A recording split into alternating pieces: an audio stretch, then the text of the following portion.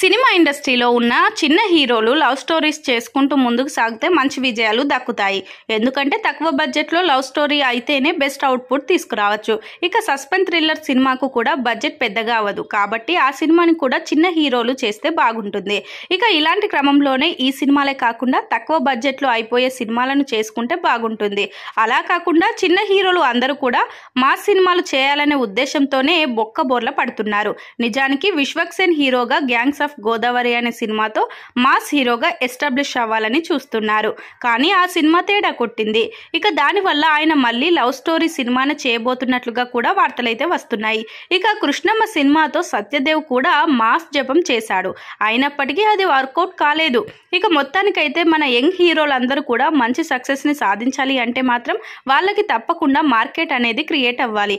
అలా క్రియేట్ అవ్వాలి అంటే వాళ్ళు మొదట చిన్న చిన్న సినిమాలు చేసినా కూడా వాటితో మంచి విజయాలను సాధిస్తేనే వాళ్లకు కొత్త మార్కెట్ అనేది క్రియేట్ అవుతుంది. ప్రతి చిన్న హీరో కూడా తమదైన రీతిలో సినిమాలు చేసుకుంటూ ముందుకు వెళ్తుంటే మాత్రం తప్పకుండా వాళ్ళు సక్సెస్ అవుతూ ఉంటారు.